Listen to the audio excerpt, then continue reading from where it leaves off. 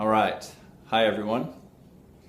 My name is Dr. Mike Murray. I am a chiropractor and health professional and the owner of Brooklyn Body Blossom, located in Williamsburg, Brooklyn. Today I want to talk about the shoulder, right? One of the biggest complaints I see coming into the office is shoulder pain. Now you'll see I'm feeling ambitious today. I've got the same clothes on as the last video. I decided I'm going to make 2 videos for you today. If you saw my last video, you'll notice how many people in our society are experiencing symptoms related to their poor posture. And although I gave you a few simple tips to correct your posture, another thing you need to think about is, am I strong enough to maintain this position, right? Now, in the very beginning, when you are working on your posture, you're probably going to notice some pain.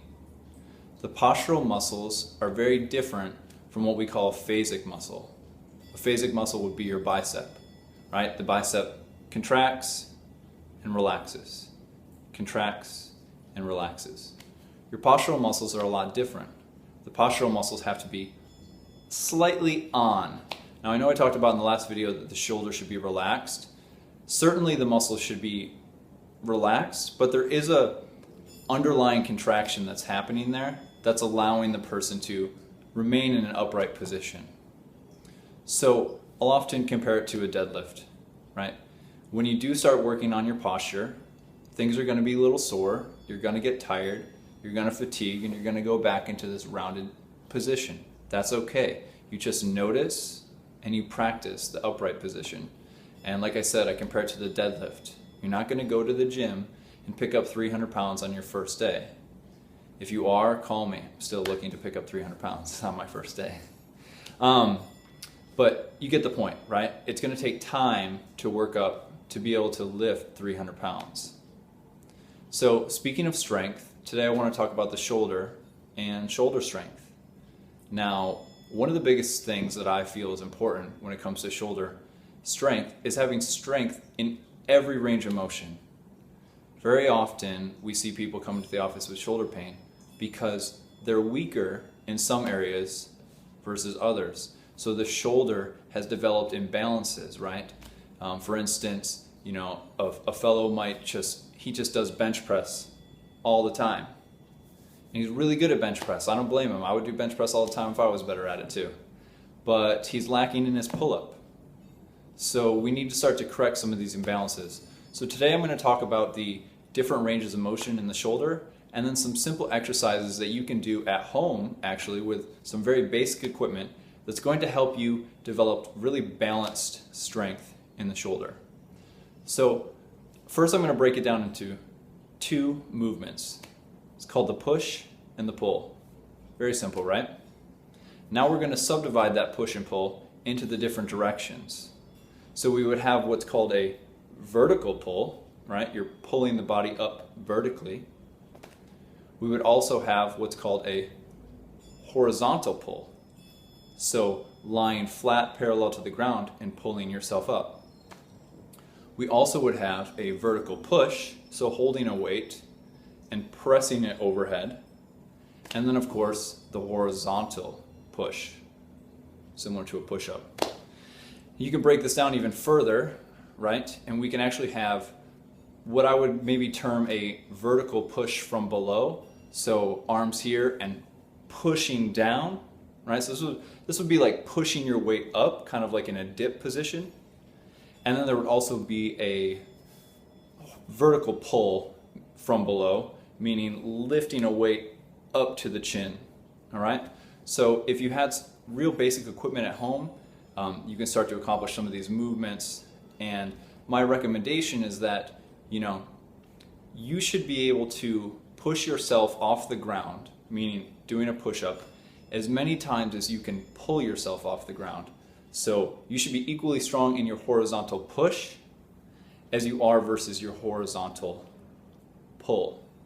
Same thing goes for the vertical push and the vertical pull, right? So the example I use is that I weigh 160 pounds. If I can do 10 chin-ups, ideally I should be able to press about 150 to 160 pounds overhead, right? Because if I can pull 160 pounds 10 times, I should be able to push that too.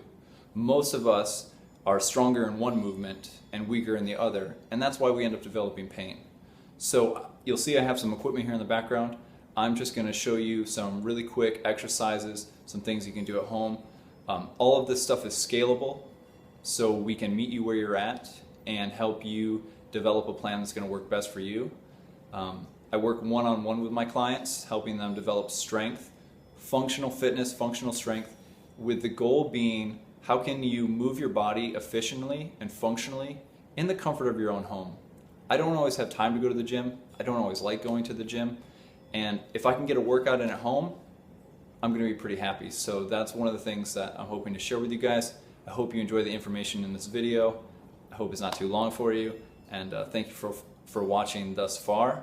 So I'm going to take a step back here and break down some of the moves for you, all right?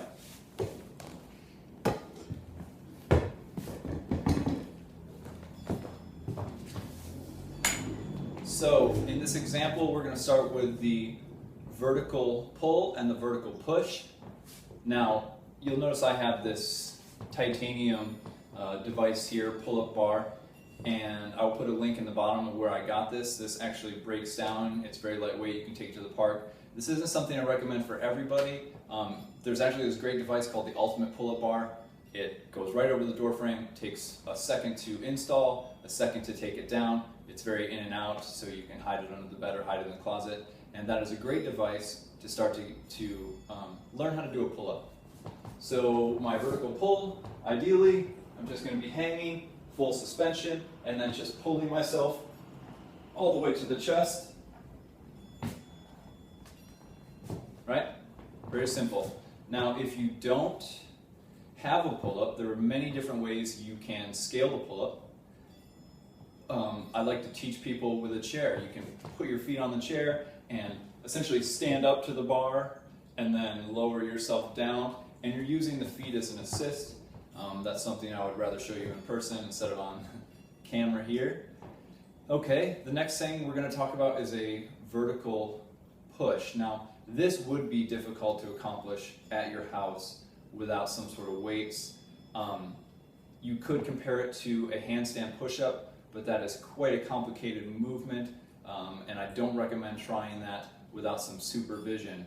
But just to show you, for example, what this movement would look like, I have this dowel bar here, and essentially any vertical pushing movement, I'm going to move a little bit further forward and dip down for the camera. Any vertical pushing movement would just look like this. Moving weight overhead. And you can see this is kind of similar to a handstand push-up. In a handstand push-up, I would just be coming to the top of the head on the floor there and then pushing myself back up. Ideally, if I can do 10 pull-ups, I should be able to do 10 handstand push-ups, or the equivalent in my weight on a bar.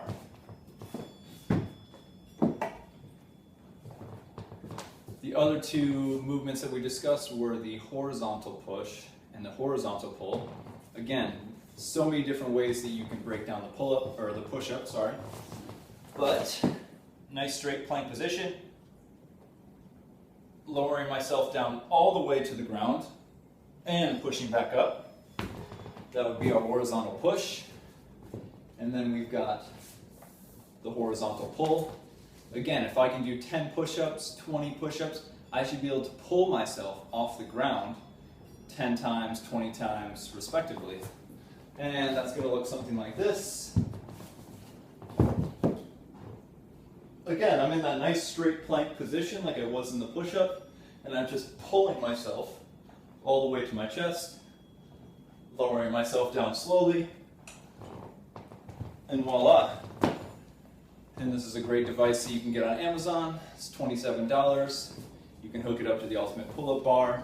You can hook it over a door frame. There's many different ways to utilize it, and I like to show my patients many different ways that they can use this tool at home. The last two things we talked about were the vertical push and vertical pull from below. This would be something that would require basically 2 chairs of equal height, and you would be, maybe kneeling or maybe on your feet and just lowering yourself down to the chairs and then pushing back up. Now I do have these handles here, kind of similar to rings, but essentially you can get the idea of what a vertical push from below should look like. Look at that, I'm even spinning to face the camera. Didn't do that on accident or on purpose. And the final task would be to vertical pull from below. So pulling the weight all the way up to the chin, slightly rotating in the thoracic spine and pointing that elbow up towards the sky. I would want to do both sides. And ideally, I should be able to do this with a pretty heavy weight. If I can push my body up, I should be able to pull some pretty, maybe I guess half my weight up, right? If I'm pushing with both arms, I should be able to pull at least 80 pounds up to my chin with my one arm. So even Dr. Mike's got some work to do. It's something I'm working on constantly.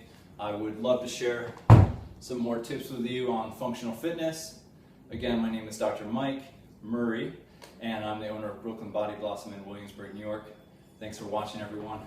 Hope you enjoyed the information.